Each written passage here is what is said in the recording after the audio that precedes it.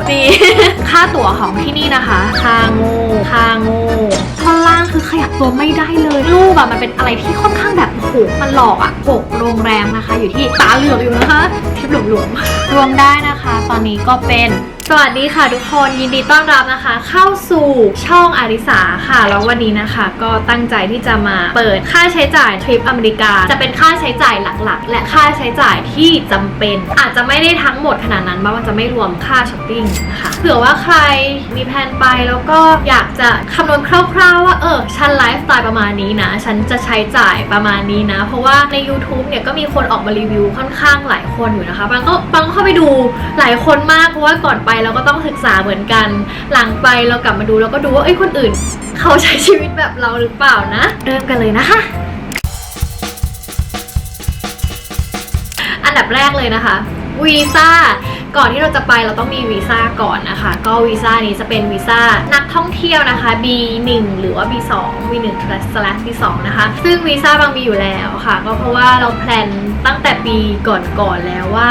จะมาเที่ยวอเมริกาเพราะตอนนั้นน้องจะมา Work and Travel นะคะแต่ว่าพอดีว่าติดโควิดติดอะไรหลายๆอย่างนะคะแพลนก็ล่มไปแต่ว่าวีซ่าเราก็ทำไว้เรียบร้อยแล้วเป็นวีซ่า10 ปีค่ะก็ไม่ได้มีปัญหาเรื่องวีซ่าอะไรเลยก็เลยตัดค่าใช้จ่ายตรงนี้ไปได้นะคะค่าใช้จ่ายทั้งหมดปางจะแบ่งเป็นอย่างนี้นะคะทุกคนค่า transportation นะคะก็พวกค่าตั๋วเครื่องบินค่าเช่ารถแบบแบ่งเป็น1หัวข้อค่าอาหารแบบ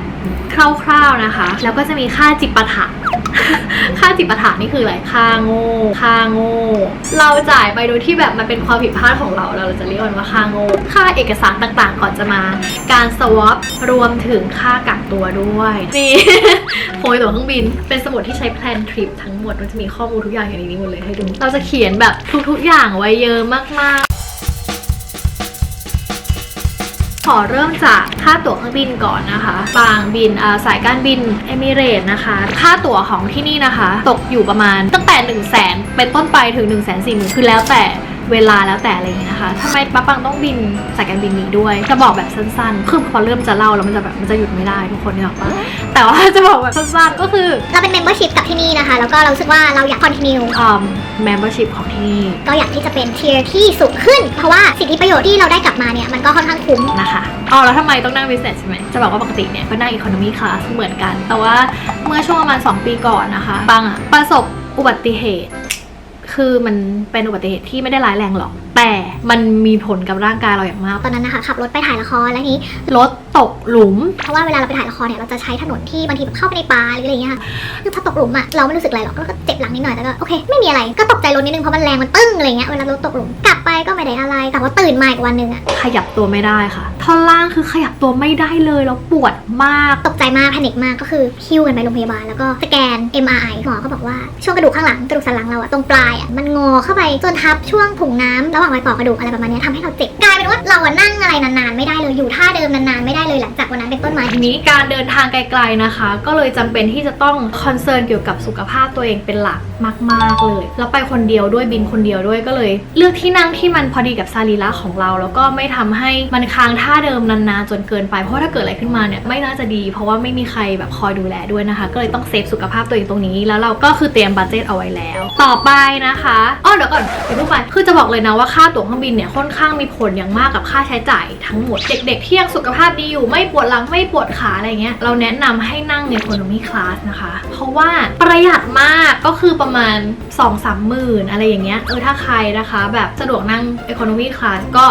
สนับสนุนเพราะว่าเราจะได้เอาเงินตรงนั้นเผื่อไปแบบทำอย่างอื่นด้วยนะคะที่อยู่ในอเมริกาต่อไปนะคะเราจะมาเรื่องเช่ารถเราจองในเว็บไปก่อนนะคะชื่อว่า Car Flexi นะคะเป็นเว็บที่รุ่นพี่แนะนำมานะคะเช่าตั้งแต่ตอนที่ลง LA เนาะเพื่อที่จะรถทริปไปจบที่ลาสเวกัสก็คือเราจะเช่าทั้งหมดเนี่ยประมาณ12 วันราคาทั้งหมดที่เราเช่าเนี่ย 80,000 หารมาตกจะอยู่วันละ2,500ไม่ใช่ตกแล้วจะอยู่ประมาณ 6,000 กว่าบาทนะคะซึ่งอันนี้นะคะไม่ได้ขับคนเดียวมีรุ่นพี่ที่ไปเจอที่อเมริกาด้วยค่าใช้จ่ายในรถเนี่ยเราก็หารกัน3 คนอยู่แล้วฉะนั้นมันก็จะลดลงมาเหลือคนละ 24,000 บาทประมาณนี้อันนี้คือเป็นค่าใช้จ่ายแบบประมาณนะคะที่เราจองตอนแรกเนี่ยก็จะเป็นรถที่ดูในเว็บเอาจริงรูปมันเป็นอะไรที่ค่อนข้างแบบโอ้โหทุกคนมันหลอกในรูปมันคือสวยงามแต่ว่าของจริงหาร หารสัก2แล้วกันเพราะว่าถ้าใครที่ไม่ได้รู้จักหรือไม่ได้คุ้นเคยกับรถยี่ห้อนั้นเนี่ยบอกเลยว่าเผื่อใจเอาไว้นิดนึงทางฝั่งนู้นเนี่ยเขาขับพวงมาลัยซ้ายกันมันไม่ได้ยากแต่มันไม่ได้ง่ายแต่ว่าต้องมีสติเพราะว่าความเคยชินของเราที่เราชินพวงมาลัยขวาเราจะพยายามแบบชิดขวาตลอดเวลาซึ่งการชิดขวาของเรามันจะทำให้มันเกิดอันตรายตอนขับรถได้นะคะคำแนะนำปังเลยเนี่ยวิธีการเลือกพวกรถอะไรอย่างนี้นะคะ1เลยนะเช่ารถที่ตัวเองถนัด2ดูทริปแล้วก็โลเคชั่นของเราว่าสภาพทางเนี่ยมันเป็นแบบไหนถ้าสมมติว่าเราไปรถทริปที่มันมีถนนเส้นหลักทางหลวงหรืออะไรอย่างเงี้ยนะคะก็คือถนนประเภทนั้นจะเป็นถนนที่ดีแต่ถ้าเรามีจะไปลุยมีเข้าไปแบบไปป่าไปอะไรอย่างเงี้ยไปลุยใดๆเนี่ยเราต้องดูยี่ห้อรถดีๆเลยแล้วก็เลือกรถที่เหมาะกับทุกสภาพถนนว่างั้นเถอะถ้าไปไกลมากเนี่ยสิ่งที่มีผลมากคือยางล้อรถยางรถของเราขับได้ไกลแค่ไหนขับนานแค่ไหนจะมีผลอะไรกับรถไหมอะไรเงี้ยคือต้องดูดีๆเลยนะคะอ๋อประกันก็สำคัญมากเหมือนกันเพราะว่าอะไรก็เกิดขึ้นได้เพื่อนที่ไปยางแตกหลายคนมากนะคะถ้าไม่มีประกันเนี่ยแย่เลยแล้วก็บางที่เนี่ยมีโจรด้วยมีทุบรถมีอะไรเงี้ยก็ต้องเตรียมไว้เลยสำหรับประกันที่มันต้อง cover แบบทุกอย่างไปเลยนะไม่ว่าจะหินดีดรอยขีดข่วนอะไรเงี้ยเราก็จะไม่ต้องจ่ายอะไรเลยในทริปของเรานะคะเราก็มีไปบินข้ามรัฐนั่นเองจาก LA ไปนิวยอร์กซึ่งอันนี้เราก็ต้องเสียค่าตั๋วเครื่องบินเหมือนกันราคาค่อนข้างที่จะก็แรงอาจจะเป็นเพราะว่าเราจองใกล้หรือเปล่าไม่แน่ใจอันนี้บิน5ชั่วโมงนะคะจาก LA ไป NYC หรือว่าสนามบิน John F Kennedy นะคะ 13,000 บาทเป็นตั๋วสายการบินถ้าจำไม่ผิดนะน่าจะเป็นเดลต้าอันนี้เนี่ยเรานั่งอีโคโนมีอันนี้เป็นราคาอีโคโนมีนะคะก็อยากเตือนทุกคนว่า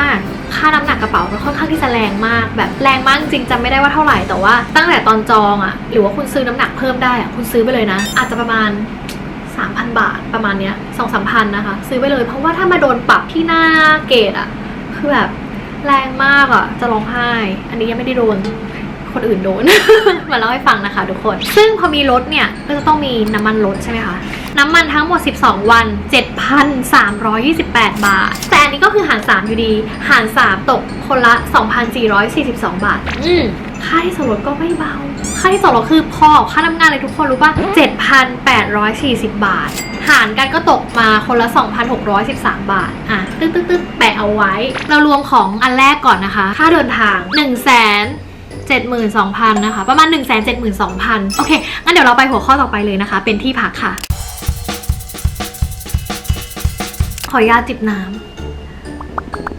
จริงๆปาเป็นคนพักแบบพอไม่ลำบากมากจนเกินไปก็คือเราต้องดูว่าทริปนั้นเราจะไปลุยหรือว่าเราจะไปแบบหลวมๆหรือว่าจะไปแบบหรูหราเนี่ยเราต้องเลือกทริปนี้ขอเลือกไปแบบหลวมๆแบบว่าไม่หรูหรา ตอนที่ลง LA ใช่ไหมคะหลังจากรับรถเสร็จเราก็ไปพักที่โฮเทลอินดิโก้เนี่ยเป็นโรงแรมในเครือ ISG Hotel ซึ่งเป็นโรงแรมเชนคือเป็นโรงแรมที่เป็นเครือข่ายทั่วโลกนะคะซึ่งถ้าเรามีเมมเบอร์ของเขาเราจะได้ลดด้วยเวลาจองเราไม่ได้ลดเพราะว่าพี่เราจองแต่ถ้าเราจองผ่านพวก Agoda Booking อะไรพวกนี้เขาจะมีลดอยู่แล้วซึ่งโฮเทลอินดิโก้เนี่ยเราลงมาเพื่อที่เราจะดูว่าตอนที่ฉีดวัคซีนเนี่ยเรามีอาการอะไรไหมนะคะดูตัวเองประมาณ4วัน3คืนนะคะคือละ 5,800 บาทนะคะแต่ว่าเราไปกัน3คนพอเราถึง LA เนี่ยไปเจอพี่แล้วทริปนี้ก็เลยมีทั้งหมด3คนหารกันนะคะเหลือตกคนละ 5,800 บาทต่อคนสำหรับที่พัก3คืนแรกนะคะอันนี้โอเคมากๆเพราะรู้สึกว่าโรงแรมอันนี้ก็อยู่ในดาวน์ทาวน์เหมือนกันแล้วก็เข้าไปในแบบตัวที่แบบว่าเป็นดาวน์ทาวน์แบบจ๋าดาวน์ทาวน์จ๋าคืออะไรวะเขาเรียกว่าส่วนที่เป็นพวกคนเดินเยอะๆหรือเป็นทัวริสต์สปอตเนี่ยค่อนข้างง่ายนะคะแล้วก็ไปไหนก็สะดวกด้วยต่อไปนะคะหลังจาก LA ทุกคนก็จะเห็นว่าในคลิปที่เราลงไปเราไป Palm Springs เนาะจริงๆเป็นที่ผ่านก็แวะพักคืนนึงเพราะว่ารูทที่เราจะไปต่อมันค่อนข้างที่จะแบบไกลนะคะเราก็เลยต้องมีการพักรถแล้วก็ไม่ให้ทุกคนเหนื่อยเกินไปก็พักที่ Palm Springs โรงแรมคิมตันนะคะโรวันค่าที่พักเนี่ยคืนละ 9,320 บาทพอหารตกมาแล้วคนละ 3,000 นะคะอันนี้เวลาเราไปกัน3คนเราจะนอน Queen Bed ก็คือเลือกห้องที่มันมี2เตียงเป็น Queen Bed นะคะเพื่อที่จะเป็นการที่จะแบบประหยัดค่าใช้จ่ายด้วยโดยส่วนตัวนะเรารู้สึกว่าการเลือกที่พักเนี่ยห้องแคบกับห้องใหญ่มีผลค่อนข้างน้อยแต่วิวข้างนอกมันคือโคตรมีผลกับเราหลังจากที่เราเช็คเอาท์ออกจาก Palm Springs นะคะเราไปที่ Joshua Tree นะคะ Joshua Tree เนี่ยก็เป็นอีกที่นึงที่เหนือ LA เหมือนกันแต่ว่าลักษณะภูมิประเทศเขาเนี่ยเป็นทะเลทรายเราพักกันแบบเป็นAirbnb นะคะก็คือเช่ากับโอนเนอร์โดยตรงเลยนะคะซึ่ง ที่เราเช่าเนี่ยถ้าทุกคนอยากจะไปตามรอยเดี๋ยวนะเราไม่แน่ใจว่าลองเซิร์ชคำว่า Desert Cabin นะคะใน Airbnb อาจจะเจอก็ได้ มันจะเป็นที่พักที่เป็นบ้านมีรถบ้านมีบ้านเป็นหลังๆอะไรเงี้ยมีบ้านที่มีพูลวิลล่าแล้วก็มีโรงแรมก็มีแต่เราเลือกพักแบบบ้านนะคะเพราะว่าเรามากับพี่เชฟ2คนซึ่งเขาเนี่ยก็ชอบที่จะทำอาหารกันนะคะเราก็ยินดีค่ะที่จะให้เขาทำอาหารให้เรากินนะคะตกหารกัน3คนเนี่ยว่าคนละ90ตอนก็คนละ 2,800 ต่อไปพูลแดมเราก็ไปที่เป็นเขื่อนใหญ่มากนะคะพูลแดมที่พักแบบราคาน่ารักมากค่ะทุกคนคืนละ 3,500 บาทหารกันตกคนละ1,000 กว่าบาทนะคะก็ถือว่าราคาดีไม่จบเท่านั้นนะคะไปพักอีกที่หนึ่งที่อุทยานแห่งชาตินะคะซึ่งเราอยู่กันเป็นบ้านที่นี่เราพัก4 วัน 3 คืนนะคะตกคืนละ 15,000 บาททั้งหมดเนี่ยคือ 45,000 แต่ว่าหารกัน3คนก็จะเหลือคนละ 15,000 นะคะคือเวลาเราเลือกที่พักใช่ป่ะจะเลือกที่มีครัวเพราะว่าเราจะประหยัดค่าอาหารไปได้แบบเยอะมากสมมติเราซื้ออาหารที่ซูเปอร์ประมาณ 4-5 พันเราอยู่ได้แบบ5 วันเลยทุกคนถ้าทุกคนเห็นใน IG เนี่ยจะเห็นว่าปางไปเขาเรียกว่าเดินเทรลนะคะเดินเทรลแล้วก็เดินเทรลขึ้นไปคือที่เนี่ยเราไม่แนะนำให้แบบไปวัน2 วันควรที่จะอยู่แบบ 3-4 วันนะคะเพราะว่าในแต่ละเทรลเนี่ยค่อนข้างใช้เวลานานไม่งั้นถ้าเราไปแบบชัวร์ชะโงกมันจะไม่คุ้มทุกคนเข้าใจปะคือจริงๆ4 วัน 3 คืนอะไม่ได้นานมากนะแต่ถือว่าเป็นช่วงวันที่ไม่เหนื่อยเกินไปแล้วก็หลวมทริปหลวมๆเสร็จจากที่นี่นะคะเราเข้าลาสเวกัสละทีนี้ลาสเวกัสเนี่ยก็เป็นที่ที่เราอยู่มัน3 วัน 2 คืนเหมือนกันเราอยู่เพื่อที่จะพักผ่อนหลังจากที่เราเดินทางแบบไกลมากโรดทริปแล้วก็ผ่านนู่นผ่านนี่มาเยอะแยะก่อนที่จะบินไปนิวยอร์กนะคะเพื่อแบบโอเคเซตตัวเองนู่นนี่นั่นหรือว่ามีของอะไรที่อยากซื้ออะไรก็คือเที่ยวที่ลาสเวกัสนะคะที่พักที่ลาสเวกัสเนี่ยปังจองไปที่ฮอลลีวูดแพลเน็ตนะคะแกรมที่มีคาสิโนอยู่ข้างล่างค่อนข้างที่จะแบบใหญ่มากที่นี่นะคะตกคืนละ 7,200 บาทก็คือเป็นควีนเบดเหมือนกันคนละ 4,600 บาทนะคะขอไปอยากให้คลิปมันสั้นแต่แบบมันต้องการอธิบายเนาะโอเคค่ะเมื่อกี้นะคะรวมมาแล้วนะคะค่าที่พักในส่วนของ LA นะคะ6โรงแรม6ที่พักนะคะอยู่ที่ 32,452 บาทหารกัน3คนนะคะทุกคนคิดดูดิหารกันอะอะไรมันก็ดีนะนึกออกปะแต่มันไม่ได้ดีเสมอไปค่ะเพราะว่าเดี๋ยวเราเนี่ยจะเข้านิวยอร์กแล้วและทีนี้ตอนที่เราเข้านิวยอร์กเนี่ยส่วนใหญ่นอนคนเดียวเพราะที่พักของเขาเนี่ยบัดเจ็ตหลักพันคุณจะได้ห้องที่ค่อนข้างเป็นห้องสตูดิโอแบบไซส์เล็กนิดนึงนะคะปังก็เลยรู้สึกว่าการอยู่3 คนแล้วกระเป๋าคนละ3 ใบค่อนข้างที่จะแบบทรมานมากปังก็เลยตัดสินใจที่แบบเช่าเป็นโรงแรมนะคะอยู่คนละห้องแต่ว่าอยู่ที่เดียวกันนะคะคือตกลงว่าเราอยู่ที่โรงแรมเนี่ยที่เดียวกันแต่แค่อยู่คนละห้องพอเราย้ายมาอยู่ที่นิวยอร์กนะคะโรงแรมที่เราไปพักเนี่ยที่แรกเนี่ยเราเลือกตามรุ่นพี่เราเขาบอกว่าเขาเคยมาพักที่นี่แล้วก็มันก็ใกล้ของกินโรงแรมนี้นะคะชื่อ SGU Hotel อยู่แถวแมนฮัตตันนะคะนี่นะคะ SGU Hotel อยู่ทั้งหมด9 วันห้องที่เราอยู่เนี่ยเป็นห้องสูตรนะคะราคาเนี่ยละ 14,000 บาท9 วันเนี่ย 1,6,234 บาทซึ่งตัวเลขเนี้ยคือเป๊ะถ้าทุกคนอยากจะเลือกที่พักในนิวยอร์กเลือกที่ไหนดีพักแค่ไหนดีอะไรเงี้ยคือแบบมันเยอะมากแบบเป็นร้อยเป็นพันนะคะต้องถามตัวเองว่าชอบอะไรเที่ยวที่ไหนเป็นหลักถ้าเรามีช่วงเวลาที่แบบอยู่ได้นานอย่างเงี้ยเราก็แนะนำนะทุกคนก็คือย้ายได้เราจะไม่แนะนำทัวร์ชะโงกก็คือจะไม่แนะนำแบบอยู่คืนนึงย้ายไปที่นึงย้ายไปที่นึงอะไรเงี้ยคือแบบไม่แนะนำเพราะมันเหนื่อยมากตอนยกกระเป๋าตอนแพ็คกระเป๋าขั้นต่ำเลยอะอยากให้อยู่แบบที่นึงสัก 4-5 วันหรืออาทิตย์นึงไปเลยนะคะแล้วในนิวยอร์กเนี่ยผมไม่ได้นอนในแมนฮัตตันอย่างเดียวทุกคนก็จะเห็นว่าบางย้ายไปฝั่งบรุกลินด้วยในช่วงวีคหลังๆซึ่งฝั่งนี้เราไม่เคยไปมาก่อนเลยก็เลยแบบว่าอยากลองไปดูคือจะบอกว่าเคยมานิวยอร์กแล้วนะคะเมื่อประมาณแบบหลายปีที่แล้วแบบเกือบ5 ปีแล้วนะคะแต่ตอนนั้นจะเป็นแบบนักเรียนอยู่นะคะตอนนี้ก็เรียนจบแล้ว ยังเป็นนักเรียนก็คือค่าใช้จ่ายเราจะต้องประหยัดมากๆนะคะตอนนี้ก็ไม่ใช่ว่าไม่ประหยัดนะประหยัดเหมือนเดิมแต่ว่าก็แค่ตามวุฒิภาวะของเรานะคะแล้วก็ตามสิ่งที่เราแบบว่าอยากจะทำด้วยซึ่งโรงแรมบรุกลินเนี่ยที่ไปพักนะคะโรงแรมชื่อว่า One Hotel นะคะ One Hotel เนี่ยก็เป็นโรงแรมที่มีหลายสาขาเหมือนกันในนิวยอร์กก็มีตกคืนละประมาณ10,000ต้นๆนะคะต้นรวมแล้วประมาณอยู่ประมาณ6 วันนะคะทั้งหมดก็คือ 64,000 บาทแต่ว่าห้องที่บรุกลินที่อยู่เนี่ยเป็นห้องปกตินะคะไม่ใช่ห้องสูทหรือว่าไม่ใช่ห้องหรูหราอะไรแต่ว่าได้เห็นวิวแมนฮัตตันทั้งหมดเลยอะที่ทุกคนเห็นในรูปด้วยเวลาเราถ่ายลงเนาะคือนอนเฉยๆคือเราไม่ต้องการอะไรเลยเราแค่แบบว่านั่งอยู่ในห้องนอนบนเตียงแล้วก็แบบมองไปนอกต่างก็คือเป็นแบบวิวแบบเมืองเห็นพระอาทิตย์ตกเลยคือแบบห้องแพงๆไม่จำเป็นเลยนะและจะบอกว่าที่นี่เนี่ยไอโรงแรมนี้เนี่ยคือ Facility ครบมากเมื่อเทียบกับ SGU Hotel นะคะขอเทียบเลย2ที่นี้คือ ราคาSGU แพงกว่าแต่ว่าไม่ได้วิวเลยก็คือมีเสียงดังพวกส่วนกลางอะไรเงี้ยเขาปิดอยู่เนื่องจากโควิดนะคะพวกล็อบบี้อย่างเงี้ยนั่งไม่ได้แล้วก็บาร์ปิดนะคะแต่ว่าอย่างบรุกลินเนี่ยค่อนข้างเข้มงวดนะคะก็สามารถที่จะมีบาร์ข้างบนมีรูฟท็อปมีสระว่ายน้ำนะคะแล้วก็มีฟิตเนสมีห้องเขาเรียกว่าเป็นลาวจ์ที่แบบให้เราไปนั่งทำงานได้ด้วยนั่งทานอาหารได้ด้วยเราไม่จำเป็นต้องออกไปเที่ยวข้างนอกเลยเราอยู่ในโรงแรมแบบเพลินๆของเราไปเลยก็ได้นี่ก็อยู่โรงแรมไปเพลินๆเหมือนกันสัก 2-3 วันไปเลยนะคะทั้งหมด2ที่นะคะก็โดนไปทั้งสิ้น 170,000 บาทค่ะสรุปมาแล้วนะคะค่าที่พักทั้งหมดนะคะ 2,2,692 บาทค่ะตาเหลือกอยู่นะคะต่อไปค่าอาหารเฮ้ยทุกคนจะบอกว่าเซอร์ไพรส์อยู่นะโดนไปอยู่แค่ 30,000 บาทนะคะอันนี้คือรู้ได้ไงว่า 30,000 บาทหักกันยังไงหารกันยังไงคือจะมีแอปหนึ่งชื่อว่า Splitwise อันนี้ไม่ได้แบบว่าสปอนเซอร์นะคะแต่ว่าเป็นแอปที่เราใช้เวลาที่ไปทริปกันหลายๆคนแล้วก็อยากจะรู้ว่าใครจะออกอะไรก็คือออกไปเลยแล้วก็ใครจ่ายแล้วก็ใส่ในแอปแล้วเขาจะหักลบให้เราทุกอย่างเลยสุดท้ายออกมาเป็นยอดที่เราต้องใช้หนี้กับคนคนนี้สะดวกมากแล้วเขาก็จะแจกแจงมาว่าเราเสียอะไรไปเท่าไหร่คือแบบอันนี้คือตามแอปที่คำนวณมานะคะค่าใช้จ่ายทั้งหมดประมาณ 30,000 บาทแต่ว่ามีถามว่ามีเกินไหมตอนที่อยู่คนเดียวมีแยกไปกว่านี้น่าจะประมาณบวกอีกประมาณไม่น่าจะเกิน10,000 นึงนะคะประมาณนี้นะคะต่อไปนะคะเป็นค่าจิปาถะค่าจิปาถะคือค่าที่รวมค่าโง่ค่ากักตัวแล้วก็ค่าพวกจุกจิกสวอปอะไรอย่างนี้นะคะก็ค่าโง่เนี่ยไม่ได้รวมไว้ เพราะว่ามันไม่ใช่ทุกคนที่จะโง่นึกออกว่าค่าสวอปนะคะจ่ายมาทั้งหมด 4,500 เป็นแบบ RT-PCR นะคะเพื่อที่จะเป็นแบบ fit to fly อันนี้ปางไปตรวจที่โรงพยาบาลกรุงเทพค่ะเพราะว่า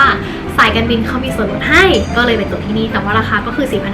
4,500 บาทผลตรวจต้องไม่เกิน72 ชั่วโมงก่อนบินนะคะแล้วก็ใบขับขี่สากลเราก็ไปทำมาเสียประมาณ505 บาทนะคะก็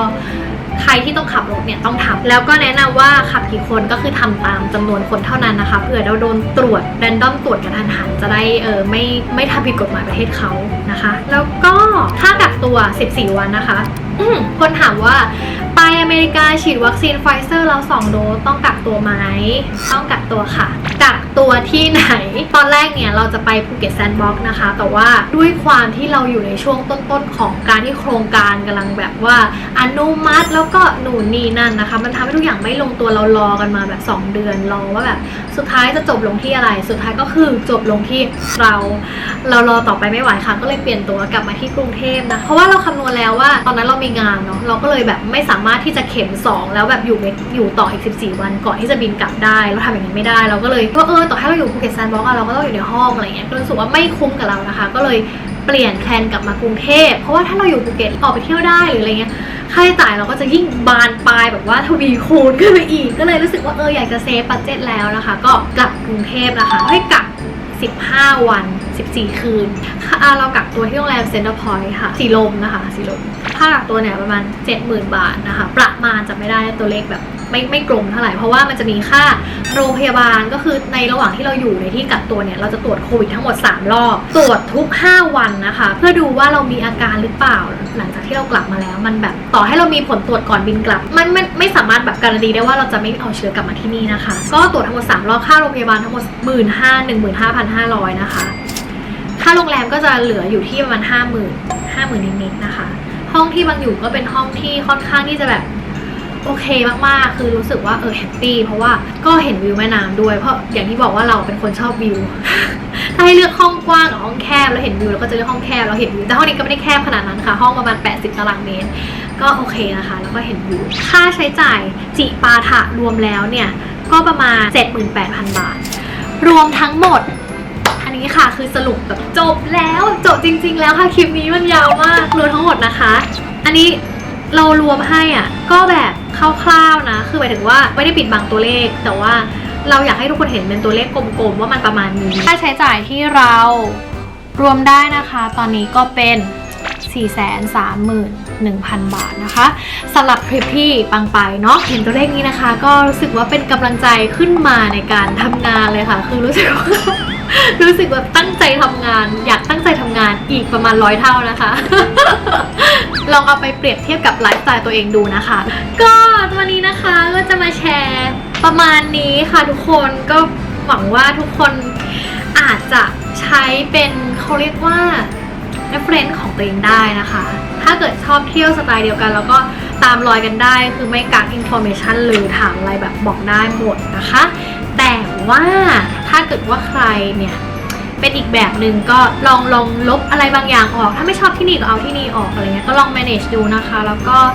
เป็นกำลังใจให้ทุกๆคนนะคะอยากให้ทุกคนเนี่ยได้กลับมาไปเที่ยวเร็วๆเหมือนกันนะคะก็วันนี้นะคะก็หวังว่าทุกคนจะชอบกันนะคะมาเปิดค่าใช้จ่ายแบบยาวมากตอนแรกตั้งใจว่าจะแบบพูดเร็วๆแต่ว่าคือแต่ละอย่างก็จะมีดีเทลนะคะขอบคุณทุกคนที่ฟังกันจนจบนะคะก็เดี๋ยวไว้เจอกันคลิปหน้านะคะจะเป็นอะไรก็เดี๋ยวรอติดตามนะคะยังไงฝากกดไลค์นะคะแล้วก็กด subscribe ให้ช่องเล็กๆช่องนี้ด้วยนะคะแล้วเจอกันค่ะทุกคนบ๊ายบาย